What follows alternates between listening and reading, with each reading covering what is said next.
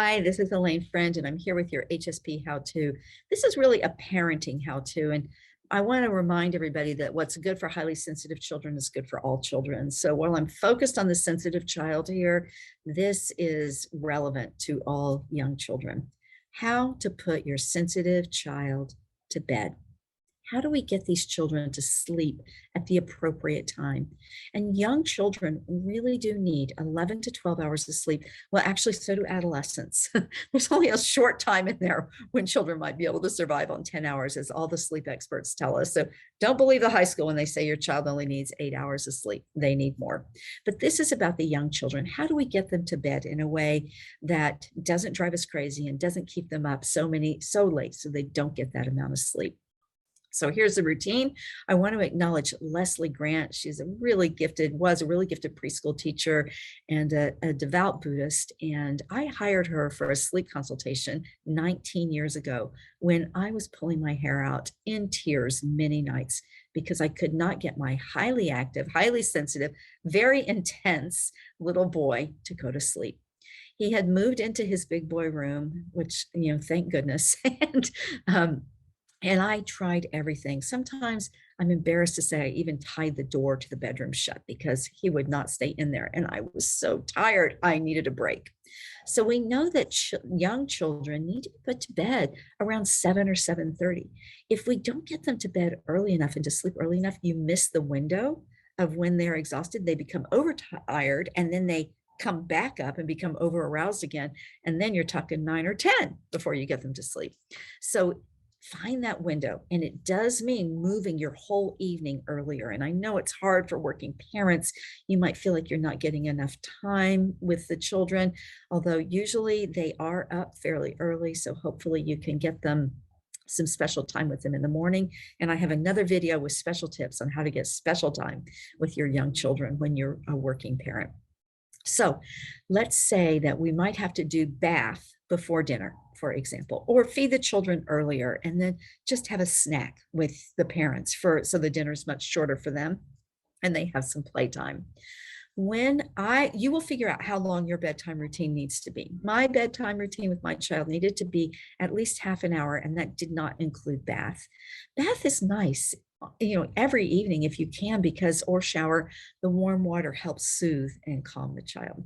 It's also very important that your children have mostly grounding foods in the evening, and protein is especially grounding. And I know sometimes it's hard, but I know you can find your way. It's also really important for sensitive brains of all ages and children of all ages that they refrain from caffeine from very early in the day. Probably noon is the latest that we might want our children, especially sensitive children, to say, have chocolate. So, it goes it's counterintuitive, right? That you might want to have dessert earlier, or you have your chocolate treat earlier in the day if there's chocolate in their lives. But actually the caffeine really impacts their brains in a strong way.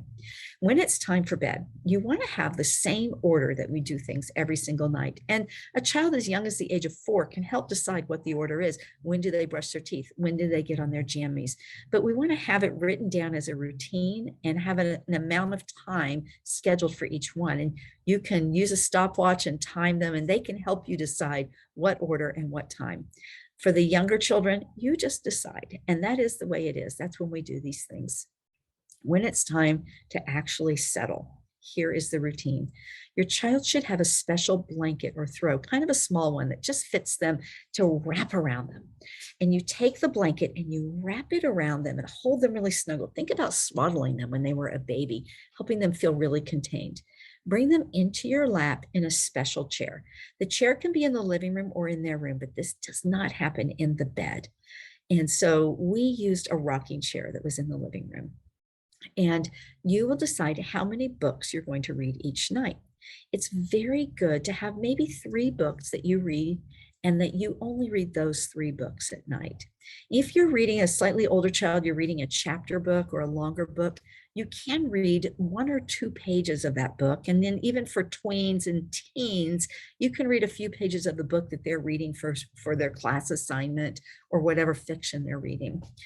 The reading is what's important. And this is how it works. You read the book. Oh, first of all, let me say the book should be about working or eating or exercise in some way. So traveling, that kind of thing.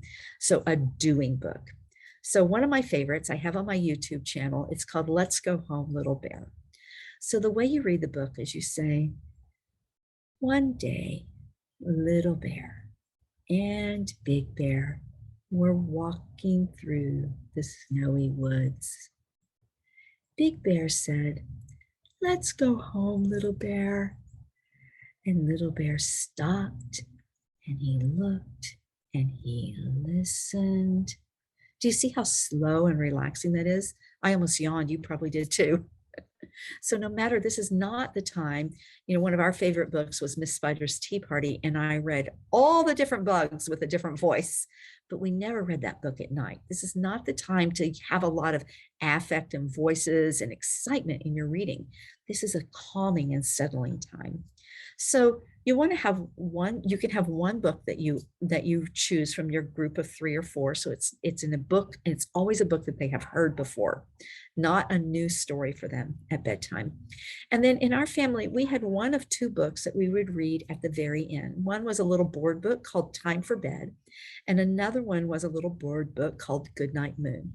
And of course, my son and I both had those books memorized. But we would look at the pictures, and I read them, and it's very nice when they're in your lap, if they're small enough, or you can talk them into it, to move them into sort of, I'll stand up a little bit taller, a cradle position.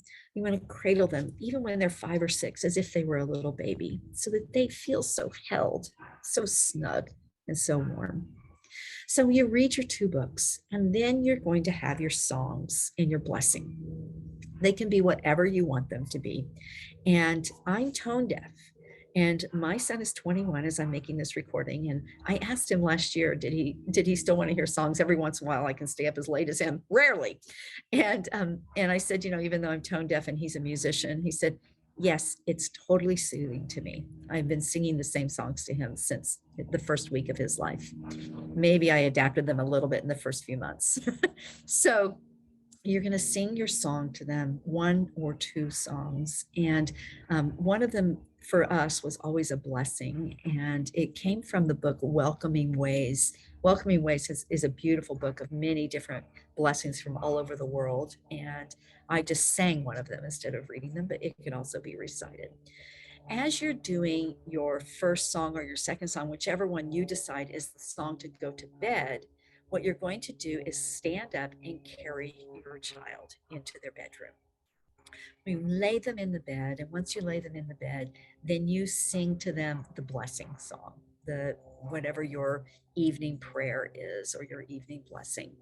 And I'll tell you ours, but I won't sing it. I won't put you through that.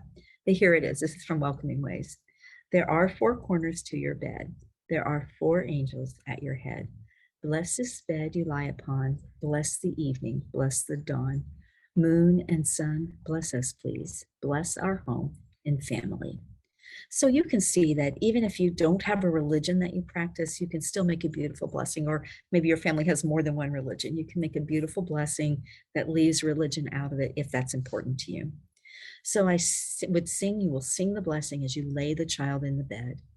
And then in the beginning, this is going to be really hard. So you need to be sure you're well rested and you've been spotted for an hour before you do it by your co-parent, if you have one.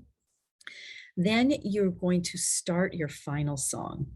Now, this song would be a great song that it can be repeated over and over again. It's really lovely if it's just more syllables. There's a song, Choo-a-loo, little birdie blue, little birdie red, rest your sleeping head, something like that. We use that song a lot. You're going to sing that song as you walk to the child's bedroom door.